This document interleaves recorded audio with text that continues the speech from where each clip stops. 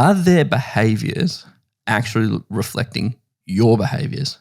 As business owners, I don't try to say this as a bad thing, but we can be narcissistic to an extent. We can have a bit of an ego to an extent, right? Because we kind of have to. We're trying to sell people in our products. We're trying to motivate our team. We're trying to do all of these things to the extent that there are points in time where we will kind of, at the cost of impacting our partners, right? No, I'll go further. Business owners are selfish. They really are. A lot of business owners get into business and then they displace themselves as the most important thing in their household, in their lives, and then they treat their partners like shit. I've seen it many times and it's disgusting. I'm glad that you just like go straight in there with a knife and I'm trying to like dance around it. No chance. I'm going for the core here. And you know who you are if you're listening, right? If you're one of those people, right, don't do it. But they use words like, my partner is there to support me. My partner's job is there to make me successful. And it's like, no, dude, because what's going to happen is that they are going to reflect your behaviors, right? And it's just never going to work out, because you've got to remember, when you push that kind of stuff on other people, they will mirror it, right? Or they'll run the other way, right? So they will stop coming to you, or they'll mirror your behavior and then think that that behavior is appropriate. And so then when you're receiving that behavior of going, oh man, you need to do this, you need to do that, you need to do complain, push back, then you're like, what is this? You should be supporting me. But then when you actually look in the mirror, dude, that's all you've been doing to them. They are just reflecting that back at you. It's like, hey, I'm running the business, I'm making more money or whatever, or I've got a bigger vision or a bigger goal. You need to do this. I need you to go and execute that, And I'm like, yeah, when they do it back to you, it's not pretty, huh? I would even go to say, as far as I think many business owners end up trying to treat their partners like employees. Yes. That's I've seen that as well. And by the way, I don't want to pretend I came out of the womb and just knew this stuff or have this perspective. My first year in business, I did take on a bit that. I did develop a bit of an ego and a chip on my shoulder. And it was like, became very aware to me that the way I was behaving was actually counterproductive to the success of my relationship. Yeah. So I was very fortunate to pick up on it. I think a lot of business owners don't. And it can be very, very dangerous. So I would say step one, if you perceive right now that your partner is a bit of a liability, right, and you're going, hey, I don't like what's coming up, I would say step one is to work on yourself. I would say take responsibility and say, if I was showing up better in this relationship and leading by example and creating good conversations, being ambitious and being the things I want in a partner, would this relationship be different? Would this liability potentially turn into an asset? And I think that's a much better step one than just like, hey, I'm going to kick you to the curb and go find someone else. Well, as we know, it takes you a lot longer to find a lead, sell a lead, and get them into your business than it is to retain someone. Like it's applicable in your real life as it is in business as well. But I love that, because you're completely right. And I reckon that's what most sort of relationship coaches get people to think through is like, hey, just look at your own behaviors before you start sort of throwing stones at someone else. I may have got it from a book, I won't lie. Was it, are you getting all you want, or are you giving all you've got?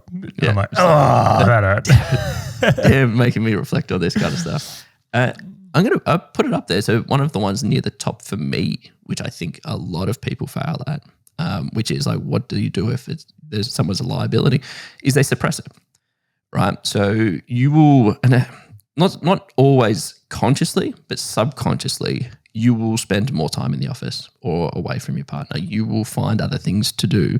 You will not go, like you've got so many symptoms, you will not talk to them about your problems. You will not ask them how their day was. You will not try and watch sort of growth sort of videos to grow together. You will not do all of these things. You will find somewhere else or something else to go and reflect that into, right? And so if you're not communicating, that is a great indicator that something's not working, or that there is potentially a sort of a liability here, and the liability, to your point, could actually be you, right? Not helping them, and so they're just reflecting it. Or it could actually be, hey, I'm pushing for these goals. I want you to push for some goals. It doesn't have to be my goals. It doesn't have to be money related. It doesn't have to be anything. But I think the key to this is that communication, right? Hey, Charlie, just letting you know, in our relationship, I am feeling as though I'm exceeding and I'm growing, but at the moment, I'm sort of can't see you on a similar journey. How could I help you in that? How could we approach this together?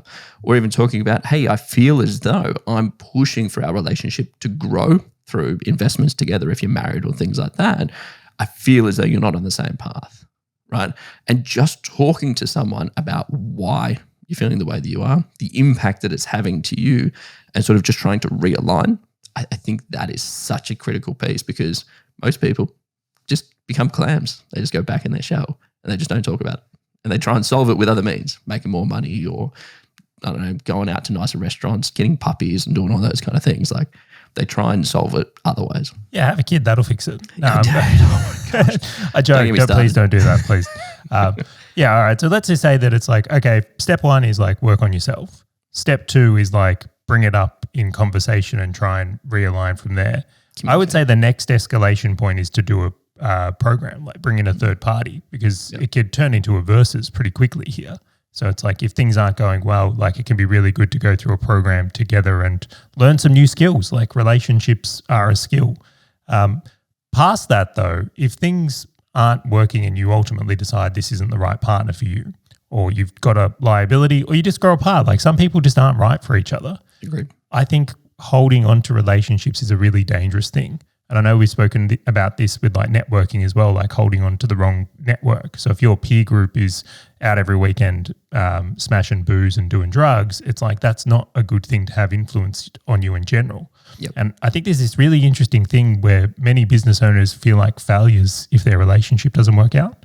So they'd rather keep a shitty relationship to have the facade of things are good here than have to admit that, hey, you know, this relationship, I'm a loser, right? I'm not good enough to have a partner.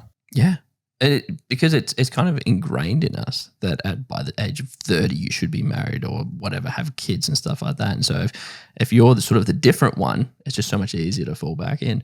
But I will sort of put this sort of sub point under here, and it's no different to the concept around how business owners focus on how do they make money in their business to the detriment of how do I generate wealth. It's almost the same with their relationship with their significant other. Right? Like they don't invest the time and effort into it. Right? So it's like, I almost see it as the same. And so it's like, okay, well, you just need to make sure that you're thinking about these things to all the points that we're kind of mentioning. It's just like, don't neglect it. Don't assume it's not there. Like, don't just think it'll figure itself out. Like your wealth, it's not just going to figure itself out. You have to push it. You have to get it there. Can I use it? I feel like that's the idea of like you're in, let's pretend you're in rural Australia in the bush, and you drop a pack of matches and a little bit of a fire gets going, and you're just looking at this fire and go, do you know what? This will put itself out. If I just ignore this is going to be okay. This is fine. Yeah. But that's correct. But people look at it as going, okay, if I ignore it, it'll go away. Or if I don't know it's there, like what do the kids do? They just put their eyes up. If I can't see you, you can't see me. That's just not how I want to live though. I think there's just so many benefits to having an asset relationship in your life and so much gain that comes for it. I can't understand why anyone would settle for a liability or allow that to happen. It enriches life in such a special way. Yeah. And then probably one of my final ones that I'm going to sort of say here is, like, your job is not to change someone, right? Like your job is there to support that is them. Spicy, Grant. Even I'm like, man, Dr. Phil here today, dropping some wisdom. It's not okay. Like, let me put it this way: imagine like a relationship as a business, and Hazel's going to slap me around for saying these things, but imagine she's going, "I'm not a business. I'm your wife. Damn it." But imagine them. I disagree thoroughly with that comment, by the way, and I'll explain why. But imagine that they were like a business, right? And you go, okay, well, I need to put in all the time and effort into hiring people, selling products, building the product, doing all these things. And then I go and look at my wife and I'm like, okay, cool. That's a project I need to solve. I got to go and help her with positivity, help her with education, help her find her own goals. Like, I'm now running two businesses, when wouldn't it just be so much better if I was running one business and just had like this supporting significant other? And so if you're sitting there looking at a relationship going, I'm going to help her change or him change, or I'm going to do these things to lead them down a garden path. And it's like, dude, no, you'll just find another job, right? Where it's like the carrot and the stick. You just want to dangle this carrot of, hey, like, this is what I'm thinking we can do. And they go, ooh, that's a nice carrot, and run towards it versus you beating them. I feel like that's a micromanagement approach though. I feel like if you're sitting there going, I need to change them, you have a liability. You need to literally, to move on. Yeah. And that is the key message here is like, if you feel you need to try, they're going to mature like a nice red wine. It's like, no. Maybe if we got a puppy, no. If you need to change them, like they're a liability. Like if they're a project, you're like, I can't wait to work on this project. No, wrong. Hey, fellow business owner, if this topic and value-packed short video has resonated with you at all, and you want to dive deeper into being a full stack business owner, check out the full episode by clicking the link on your screen or in the description right now.